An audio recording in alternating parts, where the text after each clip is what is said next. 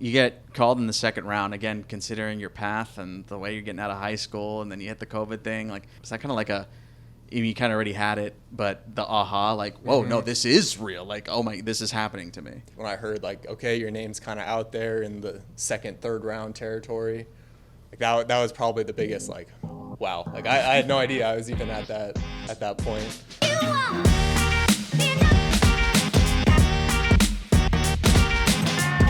Sitting down with Brycen Mautz today in the Beak Box. Brycen, thanks for hanging out with us today, man. I wanted to kind of go through your career and your life and get to know you a little bit more and chat USD and all of it. But we got to go all the way back to the beginning, man. San Diego, what were you like as a kid, man? What were you doing?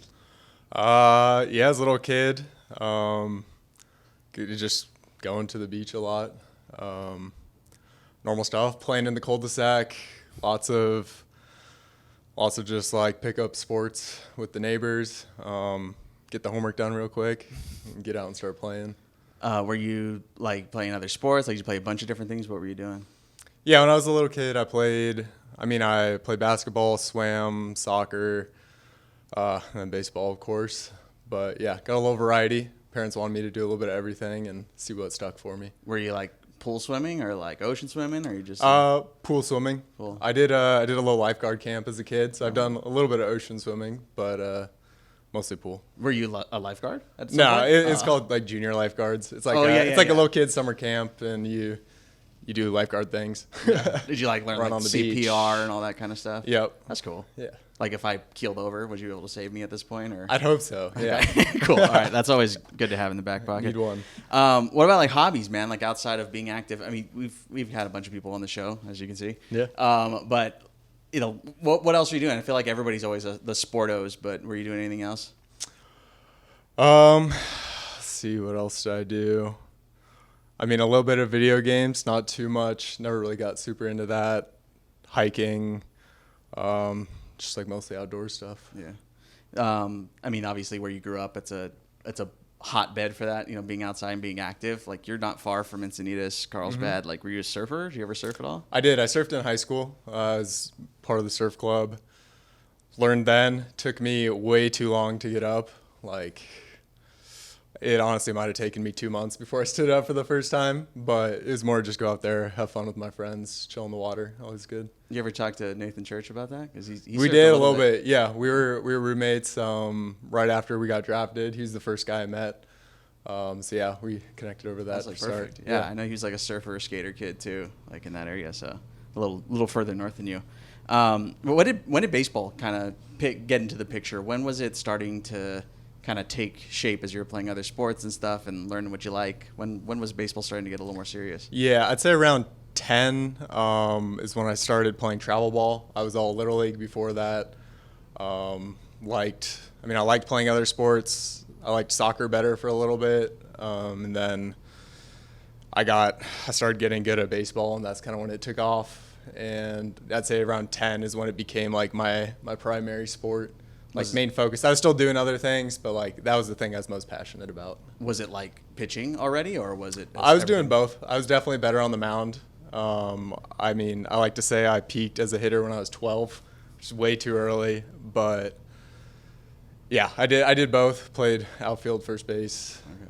But yeah, pitching's always been my thing. So if called upon, could you still swing it a little bit, or is that long in the rear view? We might need to lay down a bunt. Yeah.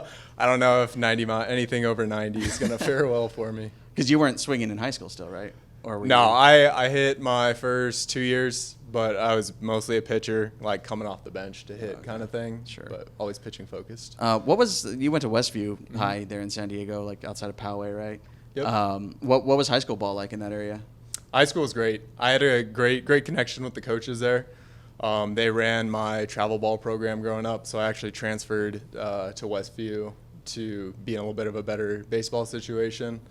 I had a bunch of friends there through travel ball, but those coaches are awesome. I guess I'll shout them out. Patrick Edwards and Brian Stimson been supporting me since I was 10 years old, still checking in, helping me out whenever I need it. That's awesome, man. Yeah. When you switch after a couple of years still swinging it a little bit, was it like a big decision, or was it just natural? No, it was natural. I had no future with the bat in my hand. Do you remember your last at bat? Yes. My junior year, I got a pinch hit AB in like a 20-run game, and I inside-outed a little ball into left field for a single. That was the end of it for me. See, that one I believe. Last season we had Rajic on, and he said he homered, and I still calling cap. Need to see the video? Yeah. I still haven't gotten that from him. I got to text him. 2019, man, I want to talk about that season. It seems like you guys kind of went on a little Cinderella run, right? Yep. Yeah, we had a really good team. We had some untimely injuries where we had really good pitching. Offense was there enough. Nothing crazy, and right around playoff time, everyone was back, and we just clicked, and we took off. That's wild, because like I mean, just a quick glance at the max prep, so I was just like, how did this team like win? Yeah, something? I think we were 13 and 20 maybe going into the playoffs, and we only got in because of like the rules with the division. Like top 8 teams go to open, the bottom 12 of Division I play for the Division I thing. So we squeaked in as the 20th seed. That's so wild. Yeah, you were like way down there. Yeah, you had like the play-in, kind of like a play-in tournament type, right? Yep. That's so wild. What do you remember most about that run? It was just like, I mean, I'd never won anything like that before. We were a super close team, and it kind of felt like it was destiny at that point. Like we were just like constantly not where we should have been, and it finally clicked, and it was just awesome to see it all play out, and we got to go out on top. And Mautz delivers to him. It's swung on and missed. Fastball gets Christian Robinson to start the game. Let's talk San Diego now, man. To my understanding, you were a walk-on, right? Mm-hmm. So how in the world does that to my knowledge, I think you're the first walk-on on the show. So okay. there you can add that to the resume. Nice. But how does that process work for you? Like, obviously, you grew up in the San Diego area. You go to USD. Was it pick a school and hope they pick me, or how did that work for you? Yeah, so I had a little bit of a foot in the door there. I actually, thanks to my high school pitching coach, there's another kid in the area he worked with, like kind of up-and-coming lefty, more high-profile guy. And he was throwing bullpens for USD and San Diego State. And kind of as like a favor, my coach was like, hey, I have this other lefty. I think he's going to be really good. Not quite there yet, but like, you know, kind of like trust the vision here. Mm-hmm. Just watch him throw after. And so I threw after that kid. I had one of the better bullpens in my life, honestly. And that got my name in there. So I had like a walk-on spot, no money, but they would take me, and I waited a little bit, see if there's anything else out there. Nothing came for Division I at least, so I went with that. So when you do that, like how far out were you from like starting college when you would have started? I made my verbal commitment in, I want to say late December or early January of my senior year. Oh, okay. So before the season, so at least like it wasn't up in the air then, but it was pretty late compared to most guys. But still, I mean, at that point, it's not really like set in stone. It's like I threw a pen, they liked it, cool. Let's hopefully no one backs out of this, right? Because you were I imagine you were at least hoping to go to San Diego anyway, or no? I wanted to go somewhere else. Okay. My parents, they both went to the University of Wisconsin. My dad was an in-state guy, but my mom she grew up in Orange County, and she went to Wisconsin. And so the idea of like going somewhere new, somewhere different, kind of stood out for me as something I wanted to do. And I ended up 45 minutes from home. Did you have any, you mentioned that you didn't have any other D1s, but were you looking JUCO or anything like that? Yeah, I mean, if it had come down to that, I think I probably would have gone to like a D2 or D3 or something. Or I don't know if I would have gone JUCO. I had some D2, D3 offers out there, so that was there. But my dream was D1, and so when I had an option there, I wanted to take that. For sure. It seems like your sophomore year was kind of like a big moment, just like looking at the accolades and looking back on your life a little bit. Is that how you remember it? Like, was the sophomore year like the year it clicked for you? Yeah. Are you referring to my redshirt sophomore? Yeah. Okay. Yeah. So the year before that is really where I had like the biggest growth, and then I was able to run with it that sophomore year. Year before that, like with all the weird COVID protocols, I came in strong. I was like bouncing between starting in the bullpen. Didn't really have a spot. Couldn't make it as a starter. Like didn't pitch for a month out of the bullpen. Kind of caught in between, and that was like my wake-up call. Like, okay, I need to change something, and made a couple adjustments mentally. One big mechanical adjustment, and I started throwing harder. Carried that through the summer, and then had a big blow up sophomore year. I'm gonna throw a date at you. Okay. March 5th, 2022. Do you remember this day? March 5th, 2022. No memory. No, I don't think so. I think as soon as I say it, you will. Dallas Baptist. Oh, yes. 15 strikeout game, Yes. dude. One of the most confusing outings of my life. What happened? Yeah, explain that to me. What happened that day? Okay. I mean, going into it, I knew Dallas Baptist, like big swinging team. They were going to do damage. And I mean, I just wanted to let my best stuff play. Our field plays pretty small during the day, and it'll open up. And I just went out there business as usual. I think I gave up a 2-run home run in the first inning. I think struck out the side otherwise. Next inning, home run, 2-3 more strikeouts. Then just every inning after that. And I was coming back, and I was just like, I don't know what to do. Like I'm getting the best and the worst of what you can do as a pitcher. But yeah, that was definitely a confusing one for me. Have you ever had anything remotely similar to that since? No. Against Cedar Rapids last year, I gave up 4 home runs over like 6 or 7 innings, and I think I struck out 8 or 9. So not quite the same, but definitely one of those head scratchers. Yeah. It's like, am I really good or am I really bad today? I don't know. I want to talk a little bit about the Corvallis Regional too against Vandy. Like that had to have been a big one for you too, right? Like 9 punch outs, 7 innings. Yeah. Like you gave up a couple runs, but I think it was 3. But I mean, against a serious, one of the most serious programs in the country. So like, does that day stick out for you still? Oh, absolutely. Yeah, and it was super surreal going into it. We had just missed regionals the previous 2 years by like a game or 2. So it was awesome to finally make that happen. And then I just remember the day before sitting there like your little kid watching the College World Series and all these things, and it's just Vandy. And it's like, I'm actually like going out there, and I will be facing Vandy tomorrow. That's crazy. Super crazy feeling. And yeah, I mean, going into it, I was obviously very nervous, but as soon as you throw the first pitch, it all just kind of washes away, and it was business as usual. And yeah, that was definitely one of my best. We had Quinn Matthews on last season, who's a completely different type of beast. Yeah. In so many different ways. But he seems to be a guy that was like very like, I lock in and then set my sights like Terminator style. Like I'm just gonna destroy anything in my path. Is that a game like for you? Did that happen, or are you not one of those guys? Yeah, that happens for me. For me, it's like just getting out there to throw that first pitch.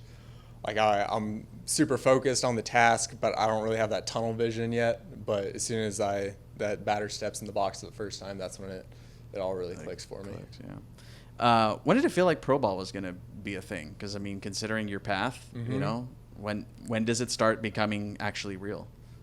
I would say it wasn't until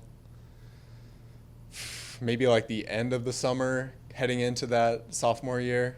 I started throwing a little harder at the end of the previous season, went out in summer ball. I had some good success, and then I got invited to play in like the Northwoods prospect game against some like big names, and I was like, wow, like okay. And I threw well enough in that, got some compliments from guys. And I was like, okay, like this is something that's actually in the cards now. Yeah. And then rolling into the fall, seeing more and more scouts show up every time I was throwing, I was like, okay, like this is actually happening now. That's got to be a crazy feeling, right? Like just looking up and like, just a couple years ago, man, no one was like thinking of me really like this. Yeah. Before that, it was just like I was the guy, they were there to watch someone else, and I was just hoping I did something good enough that they'd maybe like write my name down or just remember, like oh, okay, like I remember this guy. But to be the guy that they're coming out for was really cool. 2-2, swung on and missed. 4 straight strikeouts for Brycen Mautz.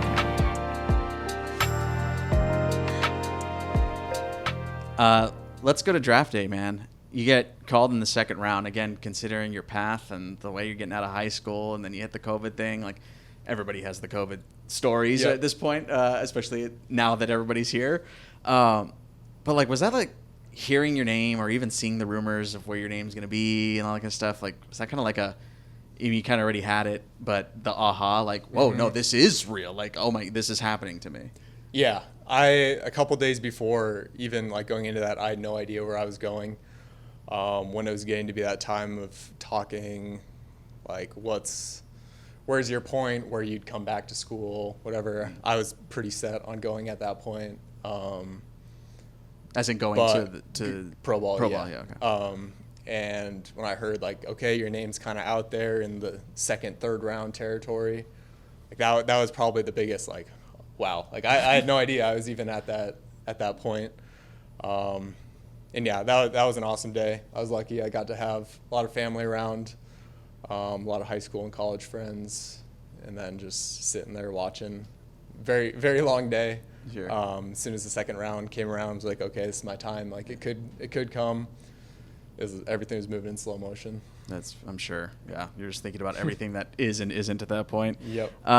What did St. Louis say to you? Like, obviously they gave you the call and everything, but after all the dust settles and everything, what do they say they like about you, that you want to work on? How does that process play out for you? Yeah, so I don't think I really heard that much until I showed up in St. Louis for the signing. It was just like the congratulations and stuff and the logistics to get me there. But yeah, once I was there and was able to be around some of those front office guys that were the ones that made the decision, super cool to hear what they saw and where they think I could be. Yeah, I gotta imagine it's just kind of a validation thing, right? Yes. You're like, these are like people like that know things, you know? Yep. That's so sick. You've been around the last couple seasons now, so you're seeing kind of the changing of how they're handling development, right? So you've seen obviously how that Mo and everybody were handling things beforehand versus now you're seeing it this year a little bit differently. So what have you noticed that's been a little different from the St. Louis front office? I mean, I've loved everything that's happened this year. I feel like going into spring training, there was like a new refreshed energy. Not that it was like, I don't want to say like stagnant before, but like everything felt so new and fresh. It was like new year of school kind of feeling. Yeah. And it was just awesome to meet all the new hires, get to start to pick their brains, see what they're about. And it feels way more hands-on this year. Okay. It's the most communication we've had.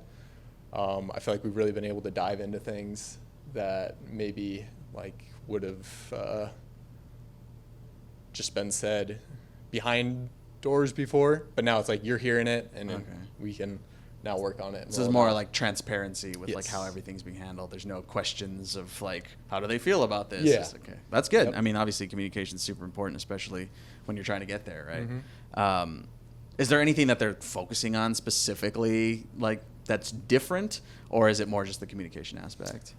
I think the communication aspect's probably been the biggest thing. It feels more like before there could have been like, hey, we think you should work on this. Like there'd be that, but it would kind of end there. And then it'd be like, okay, it's in your hands now. Yeah. And now it feels more hands-on where it's like, okay, we want you to do this. Here's why. And then moving forward with like implementable things that you can take into your everyday work. Like checking in. Like, yeah. Okay, hey, it's been 2 weeks. Like, how's this? Yep. Is it feeling right? Okay. Some of those things that we've noticed the changes from last season, right? So 24 to 25, uptick in velo and all that. Was there something specific that you're doing, or is that just like naturally coming out of you now? A little bit of both, honestly. Okay. I felt like I kind of got stuck in a place last year where I was doing the right things, but I wasn't continuing to push to find new things.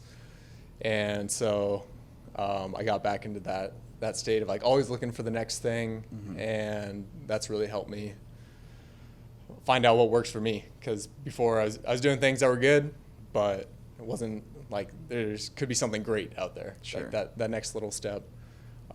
So cleaned up a few things mechanically, and then getting a chance to throw in the bullpen in the fall league was big for me, where I could just, you don't have to worry about a second, third time through the lineup. You're just going to go out there, roll out your best stuff, Sure. let it eat. Did you mentioned earlier that you'd done a mechanical change too in college? Was that kind of a similar path that you took this time too, or like were you looking at that success and be like, okay, let's try it again? Yeah, there's a little bit of that. It wasn't the same thing in college. It was about speeding up. I was just moving too slow, and my arm was quick, but my body's moving slow, so I just was never on time. So once I was able to sync that up, that took off. But I did, going into this year, look back at what I was doing well then and seeing how I've deviated from that to get back to some of my strong points before. Yeah, because you could see a lot of guys go through that at the plate too, right? Like something small changes and then it gets incrementally bigger over time. So makes sense. Has your changeup changed at all? Because like I know it's been a good point for you this year. Yeah, I changed my grip going into last year. I didn't have a great feel for it. It had some upside.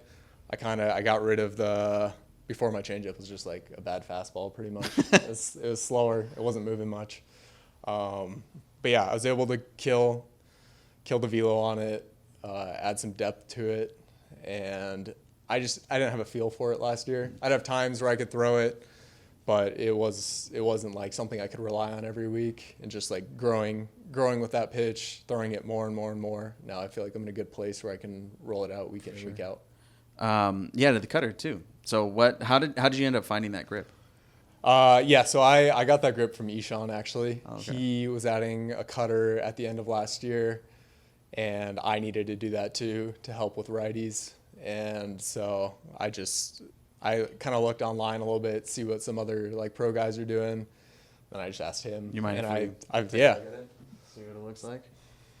If you want to hold it up to that camera for me. Okay.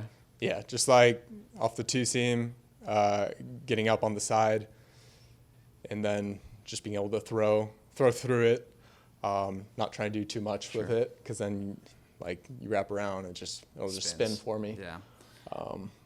But yeah, so he was a big help with that. And then when we were both working on it together, it was a good time to, see, okay, you had this problem, I just dealt with that, and then vice versa. Kind of bounce helped me out ideas. a ton. Yeah. Here's the 3-2 from Mautz. And Callie swings, foul tips it into Bernal's mitt. It's strike 3. 5 straight Ks. All right, man. We got the Cardinals Quickfire presented by Springfield Daily Citizen. So this is something we do every single episode. It's how we always wrap up the show. We get you a couple of rapid-fire questions that have nothing to do with each other, and we see how you do. All right. So let's give this a shot. I know that your dad was a shot putter in college. Did he teach you how to shot put? No. No. Never came up, really. No interest? No, not really. He got into it with some like local high school kids. He'd go out and help sometimes, but it's never a thing for me. So dad wasn't ever like, all right, you're going to be an Olympian. No. You're going to be a shot putter? No. Not that I know of, at least. I'll have to ask. Yeah, you got to ask him. Be like, yes, I actually didn't want you to pitch. I wanted you to shot put. Do you have a start day ritual? A little bit. I used to be super superstitious. I've tried to back off that, try and keep it a little more simple. But I like to do the same like yoga video every morning, just get my body loose, and then I take a short 20-minute nap right before I head to the field. Nice. Is that like a YouTube yoga video or Yep. something? Yeah, nice. Just quick search to find it. Yep. Just have it saved. Do you have a skincare routine? No. Nah. I mean, I got some lotion on the face and some CeraVe face wash. That's about it. That's plenty. I don't think you need to do anything else. It's I don't think you need basics. to like put any weird slime on your face. I was just making sure because the California sun it does some stuff to you. Just want to make sure. Can you give me a cool behavioral neuroscience fact? Ooh. Which of course was your major Yes. in college. Well, I'm trying to think of Even if it's like 100 level. I know very little about this world. Yeah. I'll say I'll give you like so some people have, because of like seizures or something, they'll need to get a brain surgery where you'll split the part that connects the two sides of the two hemispheres of the brain. And when people do that, sometimes they'll get a thing called like alien hand syndrome, I think is what it's called, where like one side of the brain's communicating to the hand, but it can't talk to the other side. So like you'd be like, okay, I'm gonna reach for this, and this hand will reach for it, but you're going for it on this side, so you have to like fight your other limb off to That's do it. bizarre. Yeah. That's like, have you seen Liar Liar? I've not. Oh, there's a scene in that where like he's doing Same the whole thing. doing a hand thing, but he's like fighting his own hand. Has nothing to do with this. Do you think you're ever going to finish that degree? I will. Yeah? Yep. Are you working on it right now, or? Yeah, I've taken some classes the past couple of years, and I'm a little over a semester away. Okay, so pretty close. Are you planning to essentially pursue a career in it eventually? I think it'd be cool after baseball to get into something. I mean, I'd like to stay similar to sports, like a sports psych type thing. Sure. But yeah, I think that'd be really cool. Cool.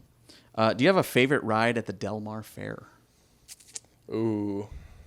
Or favorite food? Anything that sticks out about Favorite that fair? food? I'll go.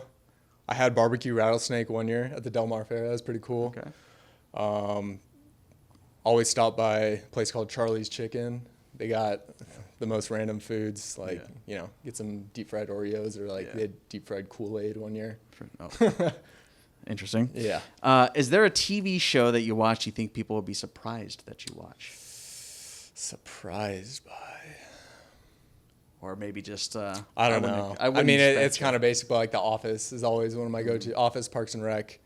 Again, back into Breaking Bad again recently. Yeah. Interesting. Do you have a favorite fruit?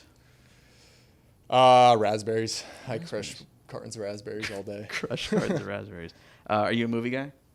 Not too much. No, more TV. Don't even have a favorite movie or anything? No. Wow. Don't even have The favorite movie is always hard for me. Just like it comes and goes, whatever I'm feeling. Wow. Okay. I mean, probably shouldn't have referenced Liar Liar then. What is the best place, in your opinion, to get a California burrito? Ooh. I know this is a big deal, man. You gotta pick the right one.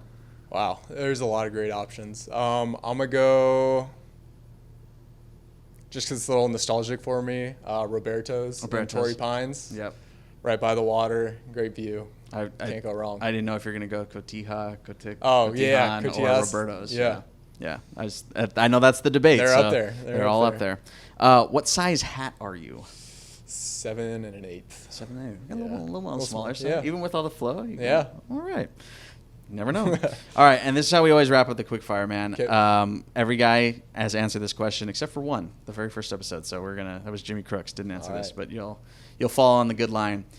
You have one opportunity to face any batter you want to show your best stuff. The absolute highest test ever. Who do you pick? Ooh.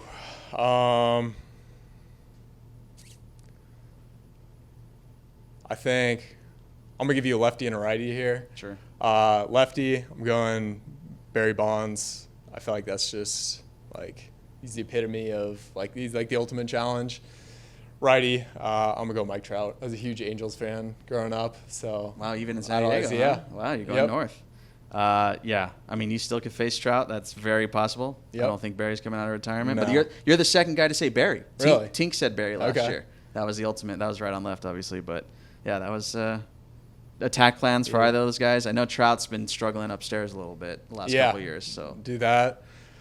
With Barry, I mean, one of our old low A coaches, Gio, faced him, and he said, or was it Izzy? I don't know. One of them told me they just threw cutters as hard as they could at his elbow and hope something would work out. So I think I'm a hammer him with that. yeah, and if it hits him, oh well. It's probably It's not the worst damage. Yeah. All right, Brycen Mautz, thanks for joining us today, man. Thank you very much.